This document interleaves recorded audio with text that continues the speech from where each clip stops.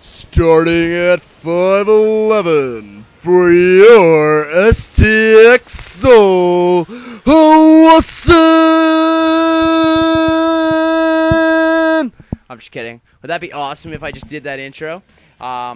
They need an NBA guy to, come in here and do that introduction. But anyways, we are going to see a game here, the game 3 actually. Okay, anyways, it's hard to focus after doing that for a StarCraft game. How nerdy can I be? But we do have, once again, Hwasin on the left, Hyvaa on the right. It's going to be a TVZ game 3, win or lose for these players. Win or go home, I mean. And it's going to be played on Destination. Destination, a map that I think we probably will see mech. I think mech is a really strong option, a build that I like to do against Zerg if I do play Terran or if I watch them on it. This is always the strategy I suggest. It's pretty baller on this map, and it can rip apart low-level Zergs. Go Terran versus Zerg on Destination. Send out an early SCV. Do an engineering bay rush at their natural, and get about 3/4 build generally when their drone comes out, and then you're gonna be able to stop that, slow down production, and then you're gonna follow it up with quick vultures, and you're gonna be able to get a lot of harassment in because everything's gonna be delayed for them. And then after that, you're not done. You're gonna transfer over to 2-port race. It is a fun build to do, but I will not be doing that build. Because I'm not a Terran player. I'm just kidding. But anyways, it is a little cheesy, but it's fun to do. Probably not going to work. I can pull it off. I saw it versus If Classic versus Red. I've seen it before, but If Classic versus Red, Red got overwhelmed. Of course, the average Mutalist micro player, average Wraith isn't quite as good as him that he is with, If Classic's Wraith mic was actually very impressive. But we are going to see Hwasin spawning at the bottom as the yellow Terran, and up top we have a Hyvaa spawning as the red Zerg, I believe. I actually missed it because I was too worried. I was too busy doing my introduction, guys. I actually want to be an NBA. I just want to do that for random teams. And no, I just think it sounds cool. That's starting at 5'11". But anyways, I'm not very good at it, I know. But anyways, we do have the Overlord coming out. We are going to see...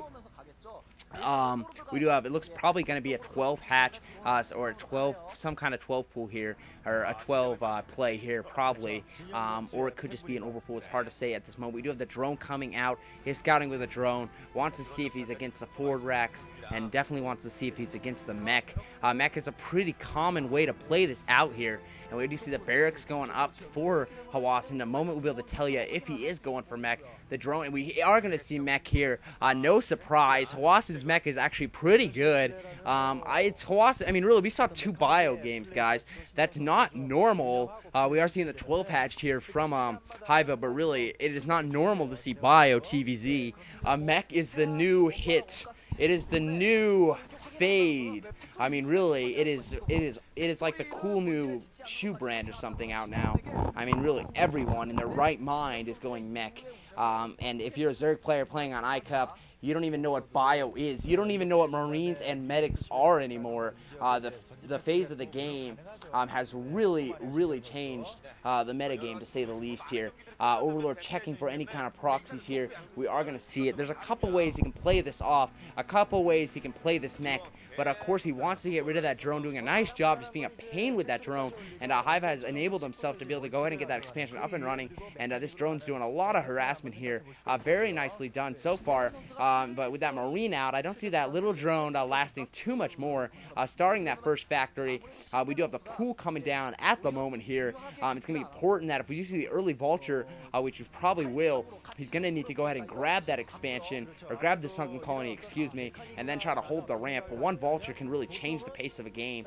And one thing to note, though, is that is so crazy that this is even a build. It's just so cool because they're so good with their vultures. I mean, they can do so much with their vultures. They can secure an expansion, which it looks like that's what we're going to see. Probably that one vulture come out for a Hyvaa and going to be able to, or for Hwasin, they're going to be able to secure an expansion. And you can secure an expansion with that one vulture.